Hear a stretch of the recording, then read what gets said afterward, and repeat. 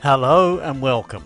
Now please listen up, because I'm about to tell you something that may save you a fortune or cost you everything you thought you knew about yourself. Thailand does not just change people, it bloody well transforms them, and not always in the way you would expect. I have seen perfectly sensible accountants from Slough turn into fire-breathing hippies selling friendship bracelets on Khao San Road. I have watched uptight Germans become Muay Thai fighters, and I have witnessed reserved Japanese business executives start their own mango farms in Isan. However, here is the kicker, and this is where it gets properly mental. Thailand's transformation is not just about the people who stay. It is about what happens to your soul the moment you set foot in this beautifully chaotic kingdom.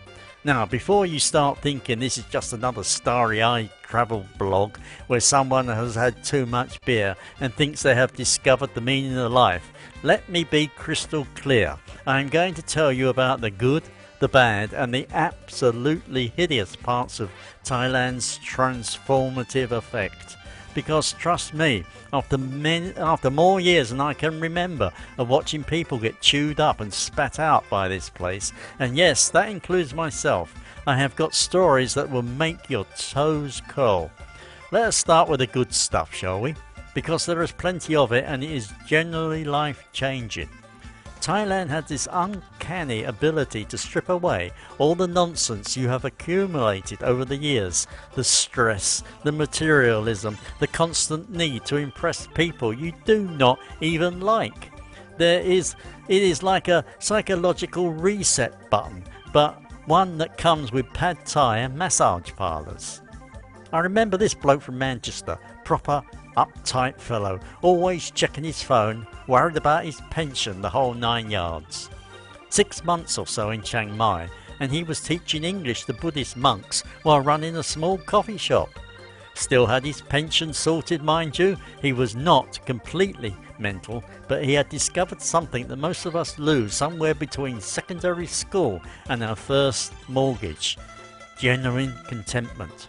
The transformation often starts with the pace of life. In Thailand, everything happens on Thai time, which means it happens when it happens and there is not a bloody thing you can do about it. For Type A personalities, this is initially torture. Nevertheless, gradually you start to realise that maybe, just maybe, not everything needs to be done yesterday. You begin to appreciate the art of sitting in a plastic chair outside a 7-Eleven, drinking a cold beer and watching the world go by without feeling guilty about it. Then there is the community aspect. Thailand has this village mentality. Even in the cities, your neighbours actually care about you. The woman at the noodle stall remembers your order, and the tuk-tuk driver asks about your family. It is proper community living, the kind we have lost in the West, where we can't even remember our next door neighbour's name. The cultural immersion is another game changer. Buddhism is not just a religion here, it is a way of life that seeps into everything. You start understanding concepts like my pen rai does not matter and Sanuk fun in ways that fundamentally alter how you approach problems. Suddenly, that delayed flight is not the end of the world. It is an opportunity for another beer and a good laugh.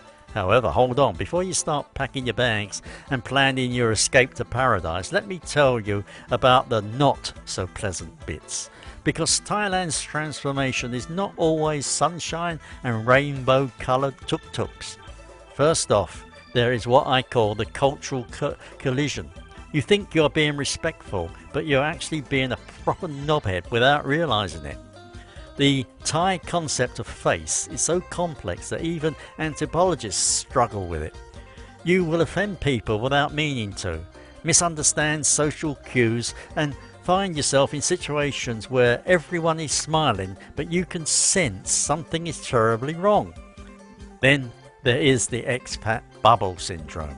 You come here thinking you're going to integrate fully, but you end up in a bizarre parallel universe where everyone speaks English, complains about the government, and recreates their home country's worst habits. I have seen people move to Thailand and spend their entire time hanging around other foreigners, eating fish and chips and moaning about how things were better back home. It is like moving to Mars and then complaining that it does not have proper pubs. The bureaucracy will test your sanity. Getting a visa extension can take longer than actually building the immigration office. Opening a bank account requires more documentation than adopting a child. Not only that, do not get me started on trying to buy a property as a foreigner, as it is like playing chess with someone who keeps changing the rules mid-game. Now, we are getting to the properly uncomfortable stuff. Thailand's transformation can be brutal, and some people do not survive it psychologically intact. There is the paradise syndrome. People who come here expecting their lives to magically improve, only to discover that their problems have followed them across the globe. You cannot escape yourself, as it turns out. That midlife crisis you were having in Birmingham, it is still there, but now it is accompanied by heat rash and a rapidly depleting bank account. The cost of living myth is another killer.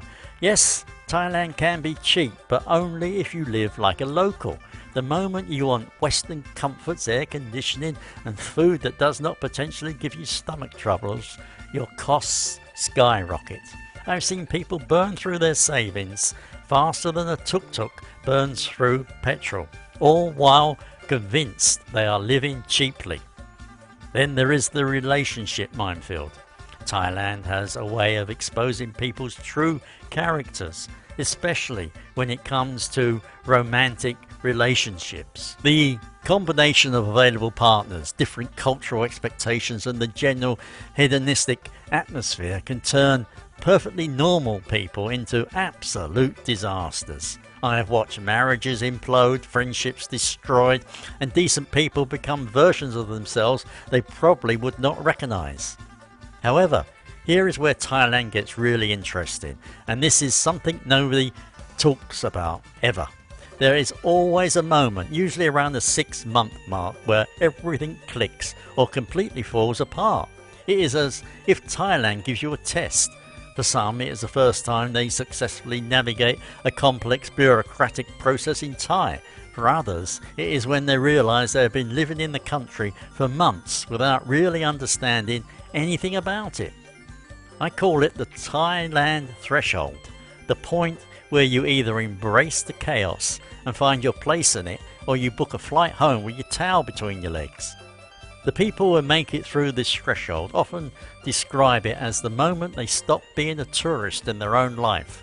They start seeing Thailand not as an exotic escape, but as a complex, real place with real problems and real people. The transformation becomes less about escaping who you were and more about integrating whom you are with where you are. So what does Thailand actually do to people? It holds up a mirror, a very hot, humid, sometimes uncomfortable mirror that shows you exactly who you are when all your usual props and support are removed. If you are adaptable, curious and generally interested in other cultures, Thailand will reward you with experiences and perspectives you never imagined. You will develop patience you did not know you had, appreciate simplicity in ways you never expected, and find joy in moments that would have passed you by completely back home. If you are rigid, expecting everything to work as it does in your home country, or looking for Thailand to solve problems that can only you can solve, you're in for a rough ride. Thailand does not suffer fools gladly, and it has a particular talent for exposing people's weaknesses. The truth is, Thailand does not change you, it reveals you. It strips away the layers of social conditioning, career pressures and cultural expectations until you are left with your core self. For some people that is liberating, for others it is terrifying.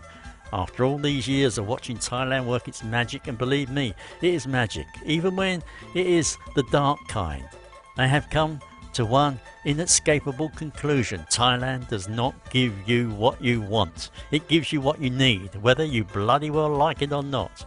So, should you come? Should you stay? Should you run screaming back to your mortgage and your predictable life? Well, that depends entirely on whether you are ready to meet yourself without the usual disguises, because that is what Thailand is really selling. Not beaches and temples and cheap massages, but the chance to see whom you actually are when nobody is watching and nothing is familiar. Just remember, Thailand's transformation is permanent. You might leave, but you will never be quite the same person who arrived. Besides, frankly, that might be the best thing that ever happens to you. If you are considering your own Thailand adventure, or if you are already here and going through your own transformation, drop a comment below and share your story. Nevertheless, if this video helps you understand what you might be getting yourself into, smash that like button and subscribe for more brutally honest takes on life in the land of smiles. Trust me, you will need all the preparation you can get. Take care and goodbye.